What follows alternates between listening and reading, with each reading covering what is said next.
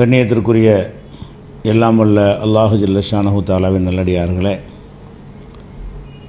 இஸ்லாத்தின் அடிப்படை கொள்கை என்ற இந்த தொடர் ஜும்மா உரையில்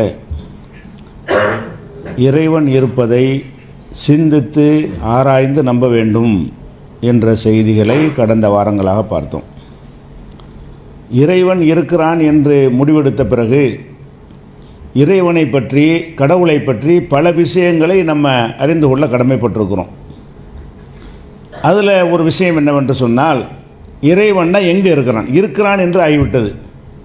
இறைவன் எங்கே இருக்கிறான், இந்த எங்கே இருக்கிறான் என்பதில் தான் எல்லா மதத்தில் உள்ள கடவுள் நம்பிக்கையாளர்களும் தவறு செய்கிறார்கள். இந்த எங்கே இருக்கிறான் என்பதில் இருக்கிறான் என்பதற்கு மாத்திரம் அறிவியல் ஆதாரம் காட்டுறாங்க, சிந்திக்கணும்னு சொல்கிறாங்க. ஆராய்ச்சி பண்ணும்போது கடவுள் இருக்கத்தான் செய்கிறான் என்ற முடிவுக்கு வரணும் என்கிறார்கள். அதை சிந்தித்த மாதிரி எங்கே இருக்கிறான் என்பதை சிந்திக்கணுமா இல்லையா? சிந்திப்பது கிடையாது. இறைவன் எங்கே இருக்கிறான் என்று கேட்டால், தூணிலையும் இருக்கிறான், துரும்பிலையும் இருக்கிறான் என்பார்கள். இப்போ இறைவனை பற்றிய அறிவு எந்த அளவுக்கு இருக்குன்னு சொன்னால், ஒரு தூணில் இதுக்குள்ளே இறைவன் இருக்கிறான், ஒரு துரும்பை காட்டி இதுக்குள்ளே இறைவன் இருக்கிறான், இப்படி நம்பக்கூடியவங்க இருக்கிறாங்க. இது போலி நம்பிக்கைன்னு உடனே நிரூபிச்சிடலாம். அப்படியே துரும்பில் இருக்கானா, இப்போ உடைச்சிட்டேன் துரும்பை, இப்போ எங்கே இறைவன்? துரும்பில் இருந்தால் அதை நம்ம ரெண்டாக்க முடியுமா, சதிக்க முடியுமா? தூணில் இருக்காங்கிறீங்க, ஒரு புல்டோசர் வச்சு இப்படி தட்டிட்டோம், அப்போ இறைவனையும் தட்டியாச்சு அர்த்தமாவதில்ல. அப்போ இறைவன் இருக்கிறான்னு சொல்கிறாங்க, இல்லைன்னு சொல்கிறாங்க. தூணிலையும் இருக்கிறான், துரும்புலையும் இருக்கிறான்னு சொன்னால் அப்படி ஒருத்தனுக்கு தேவையே இல்லை. தூணிலையும் இருக்கக்கூடியவன், துரும்புலையும் இருக்கக்கூடியவனாக இருந்தால் தூண் அழியும், துரும்பு அழியும். அப்போ அதுக்குள்ளே இறைவன் அழிந்து விடுவானா? அதனால தான் இறைவனை பற்றி பயமே வரமாட்டேங்குது. எதில் வேண்டாலும் இருக்கிறான், ஃபேன்லையும் இருக்கிறான், மைக்கிலையும் இருக்கிறான், பள்ளிவாசலில் இருக்கிறான், கோவிலில் இருக்கிறான், வீட்டில் இருக்கிறான், காட்டில் இருக்கிறான்னு சொன்னால் அப்போ எல்லாமே அழியக்கூடியது. அது எப்படி எல்லாத்துலையும் இருப்பான்? இறைவன் எல்லாத்துலையும் இருக்கிறான்னு சொன்னால் நிறைய இறைவனா? அப்போ இதுலேயும் இருக்கிறான், இதில் இருக்கிறான், இதில் இருக்கிறவன் யார், அதில் இருக்கிறவன் யார்? அதாவது அறிவுக்கு ஏற்றவாறு கடவுளை நம்பணும். நம்ம அறிவு ஏற்றுக்கிறோமா? உங்கள் வாப்பா எங்கே இருக்காரு, இங்கே இருக்காரு, அங்கேயும் இருக்காருன்னா ரெண்டு வாப்பாவா? உங்கள் தகப்பனார் இருக்கிறான்னு கேட்டால் பள்ளியாசலையும் இருக்கார், வீட்லையும் இருக்கார், பம்பாயிலும் இருக்காருன்னா இப்போ எங்கே இருக்கிறாருன்னா ஒரு இடத்தானே சொல்லணும். ஒரு இறைவன் இருக்கிறான்னு சொல்லுவதாக இருந்தால் என்ன செய்கிறாங்க? இதுலையும் இருக்கான், அதுலையும் இருக்கான், இதுலையும் இருக்கான், என்னலையும் இருக்கான், உன்னிலையும் இருக்கான். இன்னும் கேடு கட்டு போய் மலத்திலையும் இருக்கான், ஜலத்திலையும் இருக்காங்கிறாங்க, எதுலையும் இருக்கான். இறைவன் இல்லாததே கிடையாது. இப்படி ஒரு இறைவன் நம்புனா பயம் வருமா? இறைவனுக்குரிய மதிப்பாக அது ஆகுமா? ஒரு மனிதனை பற்றி, நீங்கள் மதிக்கிற ஒரு மனிதனை பற்றி இப்படி நம்பினால் அவனை ஒத்துக்கொள்வானா? ஒரு நாட்டுக்கு பிரதமர் இருக்கார், முதலமைச்சர் இருக்கார், எங்கே இருக்கார்? இதில் தான் இருக்காரு. கோவரமாக வராது, என்ன இதில் இருக்கேன், இதில் இருக்கான்னு சொல்லி இதை போய் கும்பிட்டா, நான் எங்கே உட்காந்துருக்கேன், இது ஏன்ட்ட கும்பிட்ற அவன் கேட்பானா? இல்லை, ஒரு மனுஷனை போய் அவன் இருக்கிற இடத்த தவிர வேறு இடத்துல இருக்கிறான்னு சொன்னால் கோவம் வருது. அப்போ இவர்கள் இறைவன் இருக்கணும்னு சிந்திக்கணும் என்கிறார்கள். எங்கே இருக்கிறான்னு கேட்டால் எங்கேயும் இருக்கிறான், எதிலும் இருப்பான். அது அவன் தான் சொல்றான் இல்லை. இஸ்லாத்தின் பேரால் எங்கே இருக்கிறான் பாட்டு, எங்கேயும் இருக்கிறான் பதில். எங்கே இருக்கிறான்னு படிக்கிறான் நாகூர் அடிப்பான், எங்கே இருக்கிறான்னு பாட்டை படித்து பதில் என்ன, விட என்ன, எங்கேயும் இருக்கிறான். இது இஸ்லாமா? இஸ்லாத்தின் பெயரால் உள்ள கேடுகட்ட புலவர்கள் இப்படி எழுதுகிறார்கள், பாடகர்கள் இப்படி பாடுகிறார்கள், இந்த கருத்தை மக்கள்கிட்ட விதைக்கிறார்கள். அப்ப இறைவன் எங்கேயும் இருக்கிறான் என்கிற ஒரு அடிப்படை சரியா அறிவுக்கு ஏத்துக்கிறதா? எங்கே இருக்கிறான்னு நிரூபிச்சு காட்டு. இதுக்கு ஒரு பொருள் இருக்கான்னு காட்டாட்டி நிரூபிக்க தேவை இருக்காது. எங்கே இருக்கிறான் என்பதற்கு நமக்கு தெரியாத இடமா இருந்துச்சுன்னு வைங்க, இருக்கிறானா இல்லையான்னு போய் டெஸ்ட் பண்ணி பார்க்க இயலாது. இவன் சொல்றதெல்லாம் டெஸ்ட் பண்ற இடமா இருக்கு. இதுல இருக்காங்கிறான், இது டெஸ்ட் பண்ண முடியும்ல, இதுல இருக்கிறாங்கிறான், இது டெஸ்ட் பண்ணி பார்க்க முடியுமா இல்லையா? நீ எங்கே இருக்கிறான் என்று சொல்கிறாய், அதெல்லாம் என் கண்ணுக்கு தெரிகிறது, அதை சோதிக்க முடிகிறது. இறைவன் இருக்கிறானா இல்லையா என்பதை டெஸ்ட் பண்ணி பார்த்தால் இல்லைன்னு தெரியுது.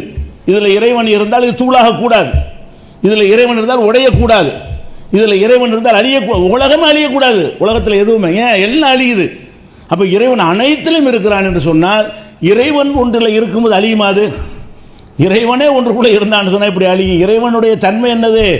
அழிவற்றவனாக இருக்க வேண்டும். இப்படி எல்லாத்திலும் இருக்கிறான் என்று ஒரு சாரார். இன்னும் சிலரால் என்ன செய்கிறாங்கன்னு கேட்டால், எல்லாத்துலையும் இல்லை, அது செலக்ட் பண்ணப்பட்ட சிலதில் மட்டும் இருக்கிறான், இந்த கல்லுலாம் இல்லை, அந்த கல்லு தான் இருக்கான்னு சில கற்களை ஒரு வடிவமாக உருவாக்கி கொண்டு இதுக்குள்ளே இருக்கான், இந்த கல்லில் இல்லை, இந்த மாதிரி இருக்கிற ஒரு கல்லில் இருக்காங்கிறாங்க.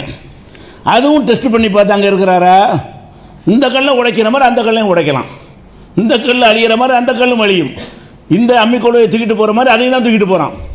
எதில் வந்து இறைவன் இருக்கிறான்னு நம்புகிறார்களோ அதையும் திருடிட்டு போயிடுறாங்க.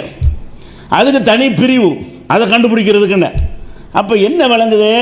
அப்போ இறைவன் எங்கே இருக்கிறான் என்று சொல்வதும் சரியில்லை, அறிவுக்கு ஏற்றது இல்லை. அப்படின்னா இறைவன் இல்லைன்னு சொல்வது ரெண்டு ஒன்று தான்.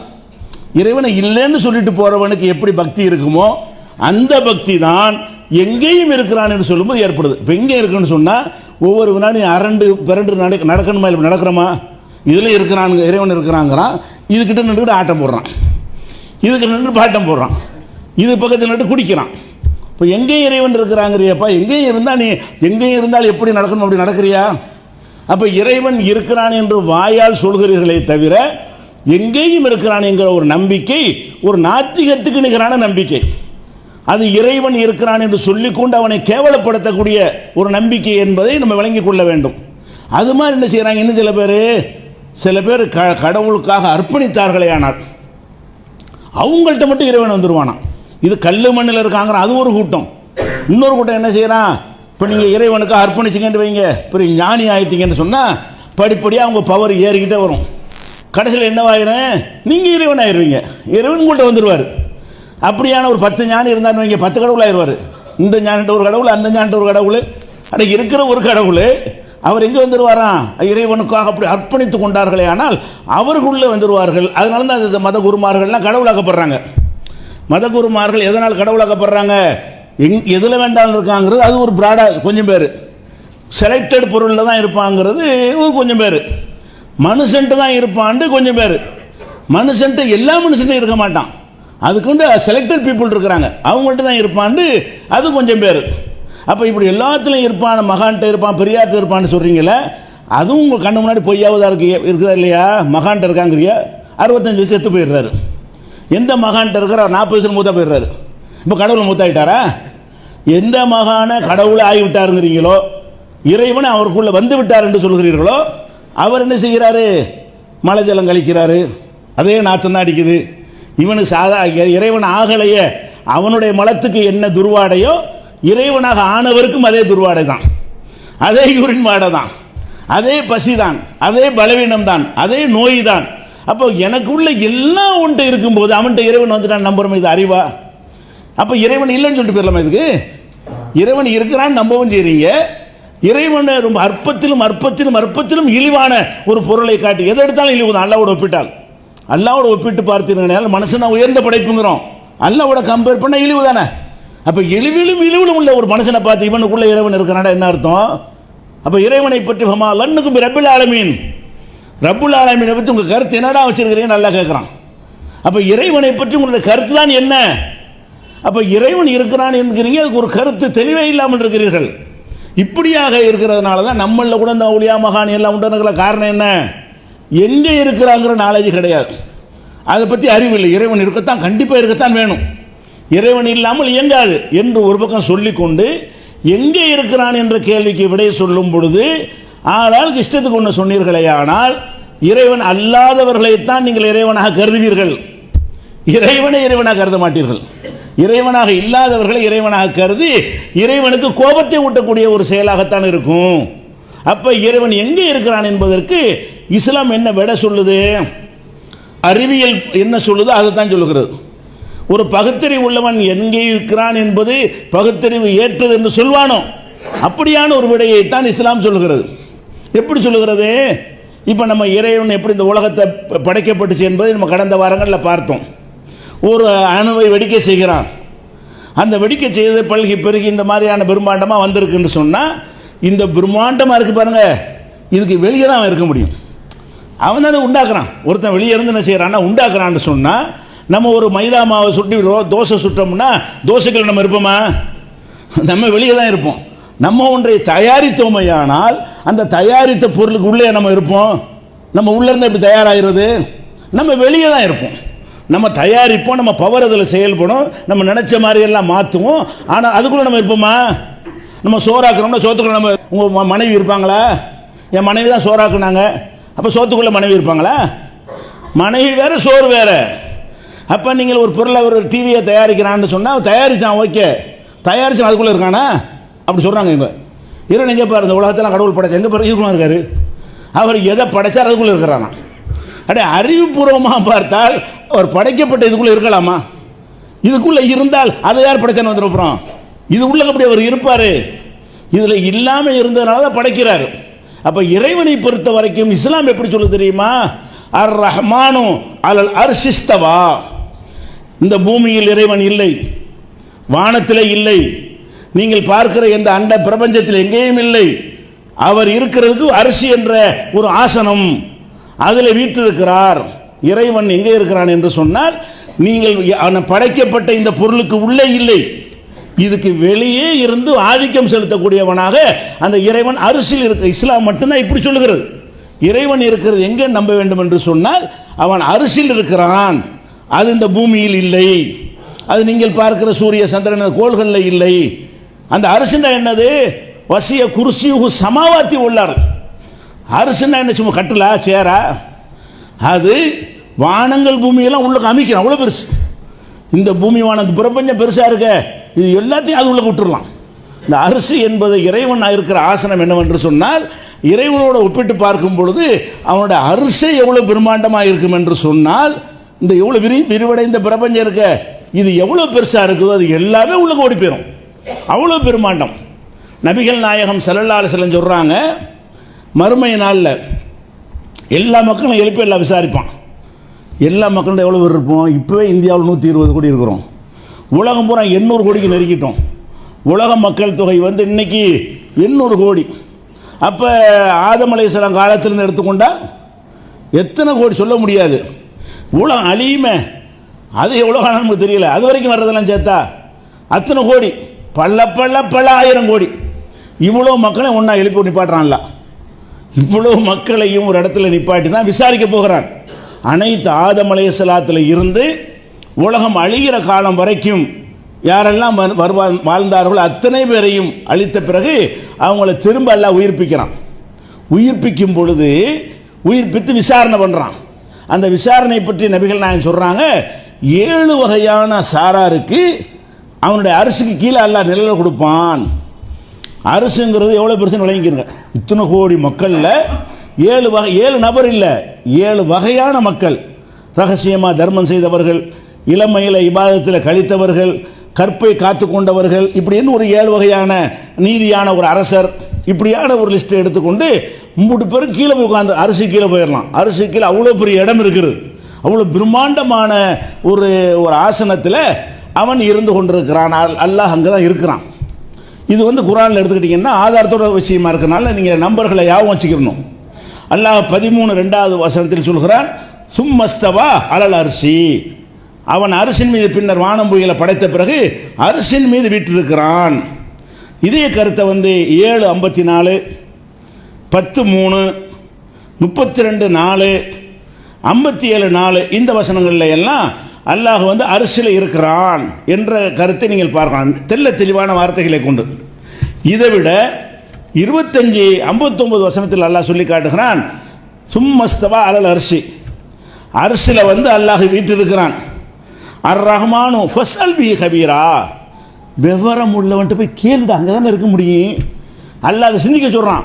அரிசியில் இருக்கிறான் என்பது தான் உங்களுடைய அறிவியலுக்கு ஏற்றது. எப்படி அறிவியலுக்கு ஏற்றது?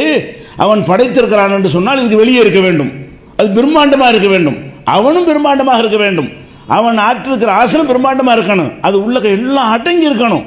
எல்லாம் அடங்கி இருந்தால் அத்தனை பார்க்க முடியும். இப்போ நம்ம வந்து ஒரு எறும்பு இருக்குன்னு வைங்களேன், கீழே நின்று கொண்டு அந்த எறும்பை பார்த்துருவோம். அந்த எறும்பு நம்மை பார்க்க முடியாது. அந்த எறும்புடைய அதனுடைய சைஸின் காரணமாக சின்ன அளவை தான் அதுக்கு பார்க்க முடியும்.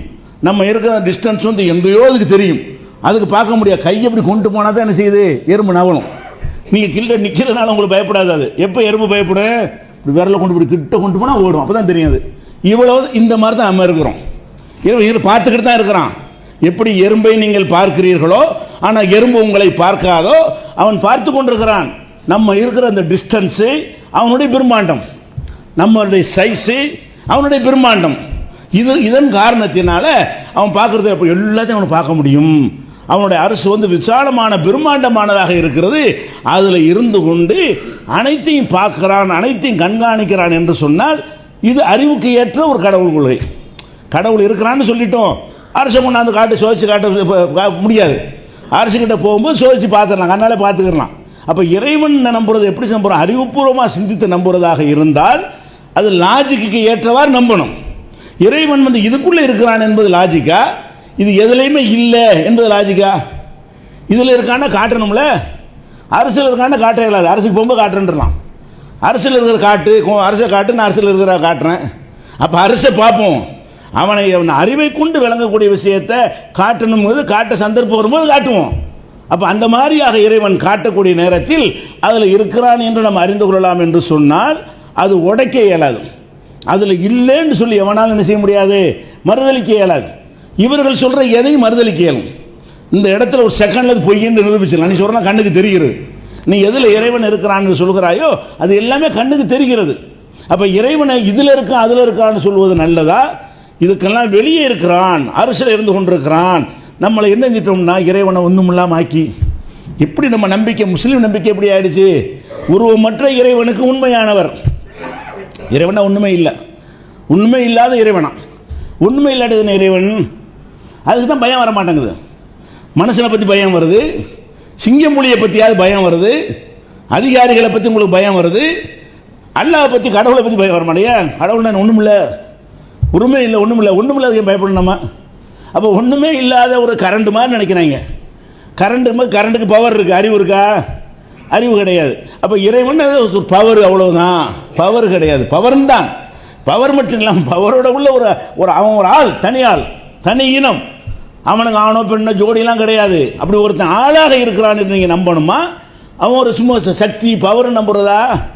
அப்போ பவர் என்று சொல்லி ஒரு ஒன்றும் இல்லாமல் சூனியமாக நம்புறதுக்கெல்லாம் என்ன காரணம்னு கேட்டால், இறைவன் இங்கே இருக்கிறான்னு சொல்லிவிட்டாலே என்ன இல்லை, சூனியம் இல்லைன்னு ஆயிடுது. சூனியமாக இருந்து அதுக்கு அரசியல் போயிருக்கணும். அவன் தன்னுடைய ஆளுமையை காட்டுவதற்காக அவன் உருவாக்கி கொண்ட அரசியல் உட்கார்ந்து கொண்டிருக்கிறான், இருந்து கொண்டிருக்கிறான். உட்கார்றதான் அவன் எப்படி இருக்கிறவனு உட்காருவான், அவனுக்கு தகுந்த மாதிரி உட்காருவான். அவன் தானே சொல்கிறான், இறைவனை பற்றி இறைவன் தானப்பா சொல்கிறான். அதனால விவரம் கொண்டு கேளுன்னு வர சொல்கிறானே, அரசியல் அமைந்திருக்கிறான் என்று சொல்லிவிட்டு ஃபசல்வி கபீரா, தெரிஞ்சவன்ட்டு கேளு, சிந்திக்கிற அறிவுள்ளவன்ட்டு போய் கேள்றா, அங்கே இருப்பதான் அறிவுக்கு பொருத்தமான கடவுள் கொள்கை என்று சொல்லி திருமறை குர்ஆன்ல இருந்து நமக்கு இஸ்லாத்தில் வந்து இறைவன் இருக்கிறது எப்படி நம்பணுங்கிற பாடபாடம் இது. இறைவன் அந்த தூணு துரும்பு இதெல்லாம் அடிபட்டுச்சுன்னு வைங்களேன், இந்த போலித்தனமான ஷிர்க்குக்கு இடம் இருக்காது. அல்லாஹ்வுக்கு இணை கற்பிக்கிற சித்தாந்தமே சுக்குநூறா நொறுக்கப்பட்டு விடும். எப்போ நொறுக்கப்படும்? இறைவன் அவனாக இருந்து கொண்டிருக்கிறான். அந்த பிரம்மாண்டம் வந்து இதுக்குள்ளெல்லாம் வர முடியாது. எந்த ஒரு மனிதன் அந்த பிரம்மாண்டத்தை சுமக்க இயலாது. இவருக்குள்ள இருக்க அவருக்குள்ள இருக்க அவ்வளோ சின்னதாம அந்த பிரம்மாண்டத்தை யாராலும் என்ன செய்ய முடியாது, சுமக்க முடியாத அளவுக்கு பிரம்மாண்டமானவன். எந்த பொருளும் அதை தாங்காது. எந்த அளவுக்கு சொன்னால் அவனுடைய பார்வையின் தஜல்லி, அந்த பிரகாசத்தை தாங்க முடியாதுங்கிறான்ல இறைவன். நீங்கள் உண்மையில் ஒன்று சூசுங்கிறீங்க, சூனியம்ங்கிறீங்க, உருவமற்ற இறைவனுக்கு உண்மையானவர்னு படிக்கிறீங்க. ஆனால் நிலைமை என்ன? மூசா நபி கேட்குறாங்க, இறைவா உன்னை பார்க்க வேண்டும், ரப்பி அரினி அன்துர் இலைக்க, இறைவா உன்னை நான் பார்க்க வேண்டும்ங்கிறாரு. அல்லாஹ் என்ன சொல்கிறான், நீ பார்க்கிறதா? நீ நான் யாரு? உன்னுடைய நீ பலவீனத்தில் பலவீனமாக இருக்கிற நீ வந்து என்னை பார்ப்பியா? லந்தராணி, ஒருபோதும் உனக்கு பார்க்க முடியாது. அதை பார்க்க முடியாதுன்னு சொல்லி நிப்பாட்டல அல்ல. அதுக்கு என்ன செய்யணும்? அப்புறமேலே ஒலாக்கின் உன்னுர் இலல் ஜபல், அந்த மலையை பார். பக்கத்தில் ஒரு மலை இருக்கிறது, அந்த மலையை காட்டி அதை பார், அதன் மீது என்னுடைய ஒளியை நான் பாய்ச்சுகிறேன், என்னுடைய காட்சியை வந்து அதுக்கு காட்டுகிறேன். என்னுடைய காட்சி அதில் பட்ட பிறகு அதே இடத்தில் அது இருந்து விடுமையானால் நீ என்னை பார்ப்பா. ஃபைஸ்தகர்ர மகானஹு வஸௌபதரானி அப்படின்னு சொல்லிட்டு அல்லாஹ் வந்து தன்னை வந்து அந்த மலைக்கு நேர லேசரில் காட்டுற மாதிரி என்ன செய்யறான், அந்த மலைக்கு நேர தன்னை காட்டுகிறான். ஃபலம்மா தஜல்லா ரப்புஹு லில் ஜபல், அந்த மலைக்கு இறைவன் காட்சியான பொழுது ஜாலஹு தக்கா, தூள் தூளா நொறுங்கியது மலை. நீ வந்து அல்லாஹ் சுமந்துருவியா? ஏன்னா ஒரு மலைக்கு இப்படி லேசா பார்க்கலாம் முடிஞ்சு வச்சுக்கத. இறைவனுடைய பார்வையை நேரம் நம்ம தாங்க மாட்டோங்கிறனால மறைச்சிக்க நிற்கிறான். நமக்கு தாங்க முடியாத இறைவனுடைய பார்வையை, அவனுடைய காட்சியை, அவ்வளோ பிரம்மாண்டம், அவ்வளோ ஒளி, சூரியனை பார்த்து மறைக்க கண்ணகனை மறைக்கிற. அப்போ அல்லாஹ்வுடைய அந்த தஜல்லி, அந்த பிரகாசம் மலையின் மீது பட்டால் மலை நொறுங்கும். ஹர்ர மூசா சைகா, மூசா மூர்ச்சையை விழுந்துட்டார், யாரெல்லாம் தெரியாமல் செஞ்சுட்டேன், உன்னை பார்க்கணுன்னு கேட்ட தப்பு தான். அப்போ பார்க்க இயலாதான் உள்ள வந்து உட்காந்துருவானா. எப்படிப்பட்ட மூடத்தனம் பாருங்க. இறைவனை நீங்க இங்கே இருந்து கண்ணால் பார்க்கிறதே முடியாது. பார்த்தல் என்பது உள்வாங்கிக் கொள்வது கிடையாது, சும்மா பார்க்கிறது தான். இவன் எப்படி நினைக்கிறான், மகானுக்கு உள்ள வந்துருவானா இறைவனை, அவரே இறைவனை ஆயிடுவாரான். இது நடக்குமா இது? அப்ப இறைவனை பற்றி ஒரு மிகப்பெரிய பிழையை நம்ம செய்து கொண்டிருக்கிறோம். இன்னும் சொல்ல போனா அல்லாஹ் வந்து தன்னை பற்றி பல இடங்கள்ல அரசுக்கு உரியவன்கிற ஒரு சிபத்தா சொல்லி காட்டுறான். அரசுங்கிறத எப்படி சொல்றான்னு கேட்டா, அல்லாஹ்வுக்கு ரப்புல் அர்ஷ். இந்த வாசகம் குர்ஆன்ல வந்து பல இடங்கள் நீங்கள் பார்க்கலாம். 21, 22, 40, 15, 43, 82, 81, 20 இந்த வசனங்கள்ல எல்லாம் துல் அர்ஷி ரப்புல் அர்ஷி. இறைவன், உங்கள் இறைவன் எப்படிப்பட்டவன் தெரியுமா? அவன் அரிசிக்கு சொந்தக்காரன். அப்போ அரிசி அவ்வளோ பிரம்மாண்டம்னு அர்த்தம். நீங்கள் சொல்கிற வானமுமே ஒன்றுமே இல்லை. அதோட ஒப்பிட்டு பார்த்தோம்னு சொன்னால் ஒரு கேடயத்துக்குள்ளே ஒரு பட்டாணி கொல்லை போட்ட மாதிரி தான் இது. மொத்த உலகத்தையும் எடுத்து ஒரு கேடயத்தில் ஒரு பட்டாணி கொல்லை போட்டால் எவ்வளோ பெருசாக இருக்கும். அந்த மாதிரி டைப்பில் தான் இந்த பிரம்மாண்டமான பிரபஞ்சமே அல்லாஹ்வுடைய அரசில் இருக்கும். அதுக்கு தான் அல்லாஹ் என்ன சொல்கிறான், எப்படிப்பட்டவன் தெரியுமா? இந்த அரிசி எனக்கு சொந்தம்டா, அரசுக்கே நான் சொந்தக்காரன் என்று அதனுடைய அந்த பிரம்மாண்டத்தை சொல்லி சொந்தக்காரன்கிறான். இன்னும் பல இடங்களில் அரசுக்கு வர்ணனை. எப்படி வர்ணனை? ரப்புல் அர்ஷில் அலீம், மகத்தான அரசுக்கு சொந்தக்காரன். அரசுக்கு ஒரு அடைமொழி கொடுக்கிறான். நான் எங்கே இருக்கிறேன் என்று சொன்னால் அரசில் இருக்கிறேன். அரிசி எப்படிப்பட்டது? அலீம், மகத்தான அரிசி, மகத்தான அரிசி என்று சொல்லி 23, 86, 27, 26, 9, 126, 23, 116, அதே மாதிரி அரசில் மஜீத், கண்ணியமான ஒரு அரசு அப்படின்னு 85, 15 இதில் எல்லாம் சொல்லி காட்டுகிறான். அப்போ இதெல்லாம் என்ன கருத்தை நமக்கு சொல்லுது என்று கேட்டால், அரிசி என்ற இந்த பிரபஞ்சத்தெல்லாம் படைப்பதற்கு முன்பே அரிசி என்கிற ஒரு பிரம்மாண்டமான அதை அவன் தான் படைத்தான். அதை அவன் தான் படைத்து தன் பிரம்மாண்டத்துக்கு ஏற்றவாறு ஒரு இடத்துல நம்ம உட்கார்றதுக்கு ஒரு சேர விரும்புகிறோமா இல்லையா? நம்ம ஒரு அந்தஸ்தை காட்டுவதாக இருந்தால் சும்மாவே நம்ம இருக்க முடியும். இருந்தால் நம்ம என்ன செய்யணும், நம்ம அந்தஸ்தை காட்டுவதற்கான பிரம்மாண்டமான பொருளை வச்சுருந்தா அது ஒரு அந்தஸ்து நினைக்கிறோம். பெருமைக்கு தகுதி இல்லாத நாமே பெருமை அடிக்கும் பொழுது பெருமைக்கு சொந்தக்கார அல்ல என்ன செய்யறான், நான் யாருன்னு காட்டுறதுக்காக வேண்டி அவன் அரியாசனத்திலேயே அதை காட்டுகிறான். இவ்வளோ பிரம்மாண்டமான ஆசனத்தில் அமர்ந்து நான் ஆட்சி பண்ணி கொண்டிருக்கிறேன், எல்லாம் எனக்கு தெரியும், நான் இருக்கிறது இங்கே தான், ஆனால் இங்கே உள்ள எனக்கு தெரியும். ஒரு கமாண்டில் என்ன செய்வேன், உனக்கு நரம்பு பிடிச்சி இழுத்துருவேன். நான் இருக்கிறது உனக்கு எட்டாத தொலைவில் இருக்கலாம். ஒரு உத்தரவு போட்டு என்ன செய்யனால் ஒரு செகண்டில் எல்லாத்தையும் நான் அழிச்சிருவேன். அழிக்கிறா இருந்தாலும் ஒரு உத்தரவு தான், உனக்கு உதவி செய்யாதான் உத்தரவு தான். எல்லாம் ஒரு கமாண்டில் முடிச்சிடக்கூடிய அளவுக்கு பவர் உள்ளவனாக இருக்கிறான். ஆனால் அரசியல் தான் இருக்கிறான். இன்னும் சொல்ல போனால் இறைவன் வந்து பல இடங்களில் குர்ஆனில் நமக்கு சொல்லி காட்டுறான். எப்படி சொல்லி காட்டுறான்?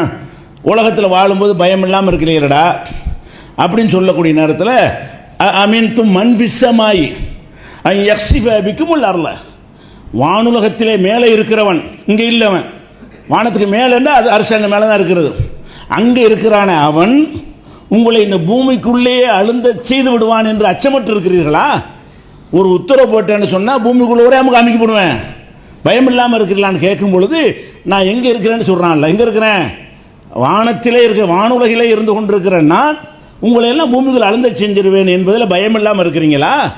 அம்மமின்தும் அன்பிசமாய் யுர்சில் அலைக்கும் ஹாசிபா, உங்கள் மீது கல்மலையை பொழிய செய்து விட மாட்டேன் என்று அச்சமற்று இருக்கிறீர்களா? வானத்தில் இருக்கிற நான், வான அரசு தான், வானத்துக்கு மேலே அரசு தானே.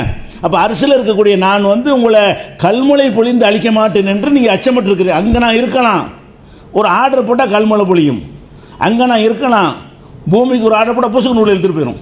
அப்போ நான் அங்கே இருந்தாலும் இங்கே ஒன்றும் செய்ய மாட்டேன்னு நினச்சிக்கிட்டு இருக்கிறீங்களா அப்படின்னு சொல்லும் பொழுதெல்லாம் அல்லாஹ் வந்து தன்னை எங்கே இருப்பதாக காட்டுகிறான், மேலே இருந்து நம்மளை ஆதிக்கம் செலுத்துவதாகத்தான் காட்டி கொண்டிருக்கிறான். அது மாத்திரம் இல்லாமல் நபிகள் நாயகம் ஸல்லல்லாஹு அலைஹி வஸல்லம் சொல்கிறாங்க, இரஹமு அஹ்லல் அர்லி இரஹமுக்கும் அன்பிசமா, நீங்கள் இந்த பூமியில் வாழும்போது பூமியில் வசிக்கிற மக்களுக்கு இரக்கம் காட்டுங்க. உங்கள் பூமியில் யாரெல்லாம் மனிதர்கள் பார்க்குறீங்கல்ல அவங்களுக்கு இரக்கம் காட்டுங்கள். இரஹமுக்கும் அன்பிசமா, வானுலகில் இருப்பவன் உங்களுக்கு இரக்கம் காட்டுவான். நீங்கள் பூமியில் இருப்ப பூமியில் இல்லைண்டா இறைவன் இறைவன் நீங்கள் பூமியில் உள்ளவர்களுக்கு நீங்கள் அருள் செய்கிறீர்களே, ஆனால் வானத்தில் உள்ளவன் உங்களுக்கு அருள் செய்வான். ரசூலுல்லாஹ் அறிமுகப்படுத்தின கடவுள்களுக்கு வேற, நம்ம ஆலிம்சாக்கள் அஜர்த்துமார்கள் நமக்கு சொன்ன கடவுள்களும் வேறையா இருக்கிறது. அப்போ எப்படி அல்லாவுடைய ரசூல் எப்படி சொல்கிறாங்க? ரசூல்லா மேலே ஒரு சந்தேகப்பட்டு சில பேர் கேட்பாங்க, அலா தாமனூன்னு என்னை நம்ப மாட்டீர்களா? நான் வந்து அமீனும் மன்விசமா, வானத்தில் இருக்கிறானே அவனால் நம்பப்பட்ட வேண்டானா? அவன் என்னை நம்பி அனுப்பியிருக்கான், நீ நம்ப மாட்டியா? அப்போ அமீனும் மன்விசமாங்கிறாங்க. வானுலகில் உள்ளவன் இறைவனுடைய நம்பிக்கைக்கு பாத்திரமானவன் நான் என்று சொல்லும் பொழுது அல்லாவின் நம்பிக்கைக்குரியவன் என்ற வார்த்தைக்கு பதிலாக வானத்துக்கு மேலே இருக்கிறானே அவனுடைய நம்பிக்கைக்குரியவன். அப்போ இந்த மாதிரி தான் ரசூலுல்லாஹ் சமுதாயத்தை உண்டாக்குனாங்க. அதனால அச்சமற்றவர்களாக இருந்தாங்க, அச்சமுள்ளவங்களை வாழ்ந்தாங்க. அவங்க சஹாபாக்கள் எல்லாம் அல்லானோடு டக்குன்னு அங்கே தான் அல்லாஹ் நம்மளை பார்த்துக்கிட்டு இருக்கிறான், இதுலாம் இல்லை, நம்மள பக்கத்தில் எந்த மனசட்டையும் இல்லை, எந்த கல்லுலையும் இல்லை, எந்த மரத்திலையும் இல்லை, எந்த கோள்கள்லையும் இல்லை. அப்போ எங்கே தான் இருக்கிறான்? அவனுக்கே ஒரு இடத்திலிருந்து நம்மளை பார்த்து கொண்டிருக்கிறான், தப்ப முடியாத இடத்தில் அவனுடைய கண்காணிப்பு வைத்திருக்கிறான். இப்படி ஒரு சமுதாயத்தை உருவாக்குனாங்க. எந்த அளவுக்கு உருவாக்கினார்கள்? ஒருவர் நபிகள் நாயகம் ஸல்லல்லாஹு அலைஹி வஸல்லம் வர்றாரு, அல்லாஹ்வுடைய தூதரே, நான் ஒரு அடிமை பெண்ணை விடுதலை செய்யணும்னு முடிவெடுத்திருக்கிறேன். இந்த பெண்ணை நான் ஒரு அடிமை பெண்ணை கூட்டிகிட்டு வர்றாரு. இந்த அடிமை பெண்ணை நான் விடுதலை செய்ய போகிறேன், செய்யலாமா? மூமினான ஒரு முஸ்லீமான ஒரு அடிமை பெண்ணை விடுதலை செய்ய நினச்சிருக்கிறேன் அப்படிங்கிறார். கூட்டிகிட்டு வந்த பொண்ணுன்னு கேட்குறாங்க. கூப்பிட்டு வந்தேன்னு கேட்குறாங்க, நான் யாருன்னு கேட்குறாங்க அந்த பெண்ணிடத்தில். மண்ணான நான் யார்? அந்த ரசூலுல்லாஹ், நீங்கள் அல்லாஹ்வுடைய தூதர். அப்புறம் வந்து செய்கிறாங்கன்னா ஐன் அல்லாஹ் எங்கே இருக்கிறான்? கிஸ்ஸமா, மேலே தான் இருக்கான் அந்த அம்மா சொல்லுது. அப்போ ஆத்திகஹானி, அவளை விடுதலை செய்ய என்னஹா மூமினா, அது முஸ்லீமான பொண்ணு தான், அதை விட்டுரு. அப்போ முஸ்லீமுக்கு என்ன அடையாளம்? ரசூல்லான்னு ஏற்றுக்கிறேன்னு, அல்லாஹ் எங்கே இருக்கான்னு ஏற்றுக்கிறேன்னு. இறைவன் ஐநல்லாண்டு எங்கேங்கிறத ஒழுங்காக அறிஞ்சா தான் முஸ்லீமாக முடியும். இறைவன் இருக்கான்னு நம்ம மட்டும் முஸ்லீமாக முடியாது. இறைவன் இருக்கிறான்னு நம்மகிட்ட கேட்கல, என்ன கேட்குறாங்க? ஐநல்லா, அல்லாஹ் எங்கே? அல்லாஹ் எல்லாம் காஃபிர் நம்பி தானே இருந்தான், மக்கா காஃபிர் நம்பி இருந்தான், கல்லுக்குள்ளே இருக்க நம்பி இருந்தான், ஒவ்வொரு பொருளையும் இருந்தான் நம்பி இருந்தான். ஆனால் ரசூல் ஸல்லல்லாஹு அலைஹி வஸல்லம் அந்த நம்பிக்கை உடைச்சி என்ன சொல்லி கொடுத்தாங்க? இறைவன்னா மேல் உலகத்தில் இருக்கிறவன். அதை எந்த அளவுக்குன்னா ஒரு சாதாரண ஒரு அடிமை பாமரத்தனமான ஒரு பெண்ணும் கூட அந்த கொள்கை புரிஞ்சிருந்தாங்க. அப்போ ஒட்டுமொத்த சமுதாயம் புரிஞ்சிருக்கு. அப்போ எப்படிப்பட்ட சமுதாயத்தை உருவாக்குறாங்கன்னு கேட்டால், ஒரு சாதாரண ஒரு அடிமை பெண்ணை கூப்பிட்டு அல்லாஹ் எங்கேன்னு கேட்டால் அஷாரத் இலசம்மா, அப்படி கையை காட்டுதாம்மா. அல்லாஹ் எங்கேன்னு கேட்கும்போது இப்படி கையை காட்டுது, இங்கே தான் சொல்லி. அப்படின்னா என்ன அர்த்தம்? அப்போ இறைவன் தூணு துரும்பு எல்லாம் அடி நொறுக்கி தகர்த்தாச்சு. தூணில் இருக்கான், துரும்பில் அதெல்லாம் கிடையாது. அப்போ இறைவன் வந்து இருக்கிறான் என்று நம்புவது பத்தாது, இறைவன் வந்து அவனுக்கே ஒரு இடம் இருக்கிறது, அது இல்லாமல் இருப்பான், அது ஒரு விஷயம். அவன் உருவாக்கி வைத்திருக்கிறான், அந்த இடத்தில் அமர்ந்து கொண்டு அனைத்தையும் பார்க்கிறான். அவன் படைக்கப்பட்ட பொருளுக்கு உள்ளே அவன் இல்லை. அரசில் கூட அரசுக்கு உள்ளே இல்லை, மேலே தான் இருக்கிறான். அரசில் இருக்கான்னு சொல்லும்போது கூட அரசு உள்ள அவன் இருக்கவில்லை. அரசு அவன் படைத்ததனால் அரசுக்கு மேலே தான் இருக்கிறான். அப்போ அவன் படைத்த எந்த பொருளுக்கும் மேலே இருப்பானே தவிர அவன் படைத்த பொருளுக்கு உள்ளே அவன் இருக்க மாட்டான், இருக்க முடியாது. இருந்தால் அவன் இறைவனாக இருக்க முடியாது என்பது இஸ்லாத்தினுடைய அடிப்படை கொள்கை. இந்த கொள்கையை நம்ம ஆழமாக பதிய வைப்பது நம்ம ஈமானை மௌத்தா வரைக்கும் பாதுகாக்கும், ஷிர்கில் இருந்து. இன்னும் இறைவனை பற்றி அறிந்து கொள்ள வேண்டிய பல விஷயங்கள் இருக்கிறது. இன்ஷா அல்லாஹ் அடுத்தடுத்த வாரம் பார்க்கலாம்.